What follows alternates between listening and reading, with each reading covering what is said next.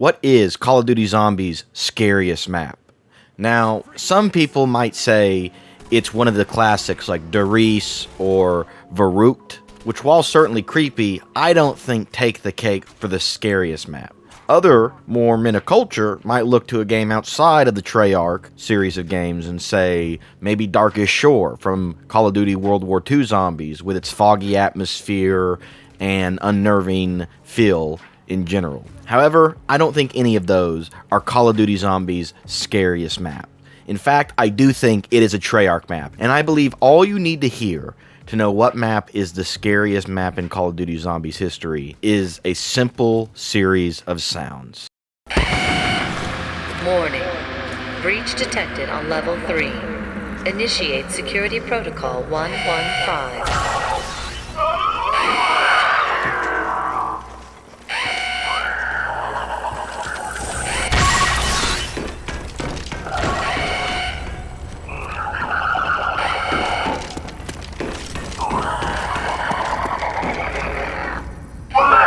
So yes, guys, I think 5 is without a doubt Zombies' scariest maps. For those of us that grew up playing Zombies, for me, loading up 5 will probably be one of the experiences that is ingrained in my mind relative to any other map. I will forever remember the first time I played 5 and ran into the Pentagon Thief. When you load in, first thing you're greeted to is this eerie feeling room that's the top floor of the Pentagon, which in this map is separated between 3 floors. The top floor is like a meeting room, a boardroom. The middle floor is like the operations room or like the intel room. And the bottom floor is this weird dark experiments room. So let's start with the top floor. The top floor feels like you've just loaded into the back rooms. There's the silent hum of the fluorescent lights that you can listen to when you're playing this map. You have zombies breaking in. And how do they break in? They break in by tearing down the walls, breaking through the glass, and it creates a sound environment that's unlike any other Zombies map to date. Again, normally you're used to zombies just tearing down the wood, but when you hear them tearing down the walls and breaking the glass, it adds this level of atmosphere that's not in Zombies.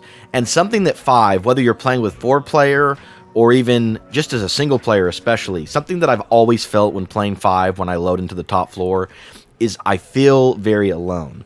This is what some people have characterized with Noct or Verruckt, especially in the classic maps. But for me, 5 has mastered this feeling far more than any of the other maps. And I think it's because when you load into the Pentagon, you can see how huge this top floor is, and you're in a tiny section of it. And you can see when the zombies spawn, there's just tons and tons of square footage of office space that which the zombies walk across. And you see that, you can't access it, and it creates this feeling of just emptiness. There's something about it with the 2 hallways, the hum of the fluorescent lights. There's this weird kind of particle fog effect that kind of is like it's a hazy effect that's in the air, and it just creates this unnerving feeling that really is unlike any other map. So now when you go down to the middle floor, the operations room, it completely is a different feeling. It has this heightened sense of anticipation or anxiety. The situation room, I think, is actually what it's called, not operations. But when you're in this area, across the ceiling on the map is this map of the world, and you can see Soviet Russia highlighted on the map. You feel the effects of the zombies emptying out the space. It's this giant cavernous space, and it's just you alone, almost like you're being suffocated underneath the weight of the world when you're in this area.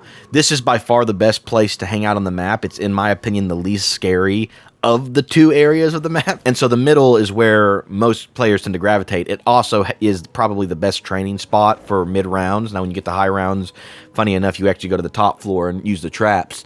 But this is a floor that feels like if you would have been here 5 days ago, it would have been filled to the brim with high clearance level professionals focused on the Cold War and trying to defeat the communist scare. But without a doubt, where the scariest part of 5 comes is from the basement level. Starting with the elevator alone. When you take the elevator from the top floor to the mid floor, it's this nice, clean, posh looking elevator.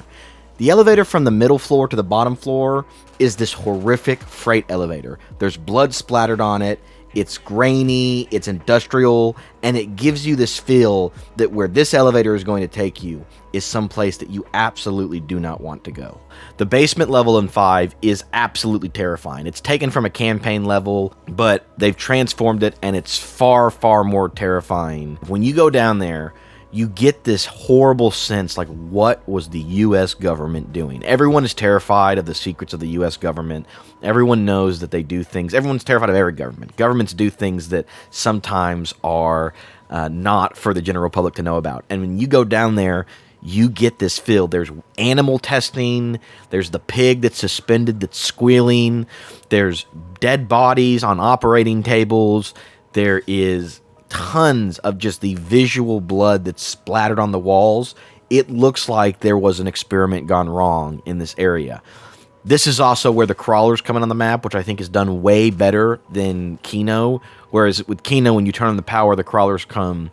In 5, when you are in the basement, the crawlers start coming out of the rafters above you, which if it doesn't just create another terrifying level to this map, I don't know what does. But this whole level is just horrible. I hate personally being down in the lower levels when I play the map. I don't like being down there. It makes me feel uncomfortable even to this day. When you're on this lower floor, you just feel like you've entered a place you shouldn't be, and you feel like that there is something creeping around. You feel like you are being stalked or hunted by something that escaped and caused the damage that you see on the lower floor. I hate it. I don't like I love it from a creation standpoint. I think it is a beautifully crafted map, and I think the atmosphere here is done so well, but I hate being down there. Even to this day, I do not like being down there. It just makes me feel uncomfortable. The other thing that's really scary about 5 is you are virtually powerless on this map. The Wonder Weapon sucks. It's a cool Wonder Weapon. It's the Winter's Howl, but it's terrible. It's like a weaker version of the Thunder Gun, I think is what they were trying to go through. And it's like, instead of wind, it's ice, and it's terrible. And so you're relying on Black Ops 1 weapons, which while the Black Ops 1 weapons are cool and good, the mechanics of Black Ops 1 is not one that the bullet weapons do anything. There's no double tap 2.0, so you basically rely, that's why the high round strategy relies on the traps. You are powerless on this map, and that also adds to the sense of hopelessness when you play this map. However, while these 3 levels are great, they don't come close to the Pentagon Thief. The Pentagon Thief is a masterfully crafted boss. Again, in my previous video when I was talking about Blood of the Dead and how I think they botched the remaster, I have to say the same thing with Classified. The best part about 5 for me was the atmosphere, which included the added elements that the boss zombie gave to the map. And the Pentagon Thief, when I talk about this feeling like there's something hunting you, if you were on that 3rd floor when the Pentagon Thief spawns in, it is horrific. It is so scary. You can hear his wails. You can't see him because you don't have any clear lines of sight in the lower level, and you can just hear him wailing as he searches for you. It's a horrible experience. It's terrifying. But the Pentagon Thief is such a beautifully created boss. In co-op, the only player that can see the Pentagon Thief is the player that's currently being hunted by him. All the other players can see the little red trail behind him, but they can't actually see him, which also creates another terrifying atmosphere. But let's talk through the dynamics of the Pentagon Thief. What does he do? He doesn't have the most amount of health in the game. He has a fair amount of health. He slowly walks until he sets his sights on you. If you hit him, he starts to run. If he gets within close enough range to you, he'll start to run. Other than that, he slowly stalks and just wails. He creates this sense of dread in the player. If you're the player that's getting hunted by the Pentagon Thief, you just want to run. And that's thankfully what the mid-level of 5 lets you do with how big it is. It lets you train him around so that your friends can shoot him, but because his speed is so ridiculously fast, he will catch up to you. Now, what happens when the Pentagon Thief catches up to you?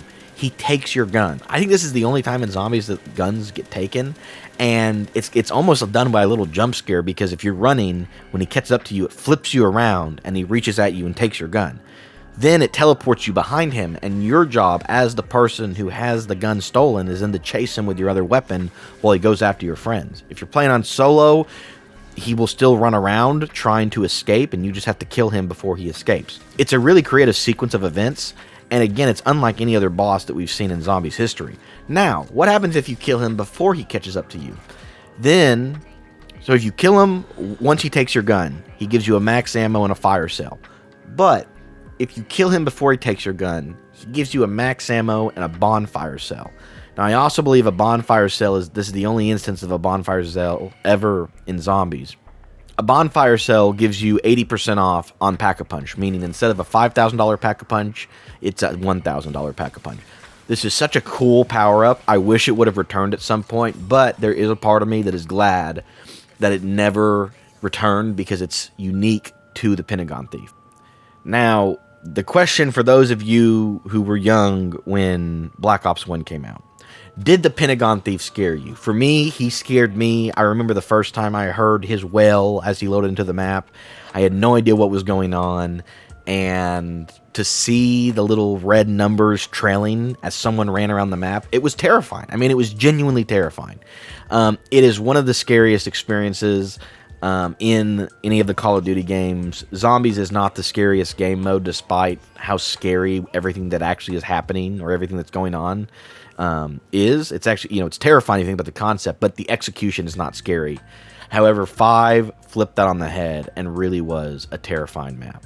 So, let me know what you guys think. Is 5 the scariest map in Zombies history? Do you guys have a different map in Zombies history that is scary? For me, it will always be 5. The Pentagon Thief, the atmosphere, everything about this map is terrifying. Other than that, guys, please share this video, like, comment, and subscribe. Other than that, I'll catch... Warning. Breach detected on level 3. Initiate security protocol 115.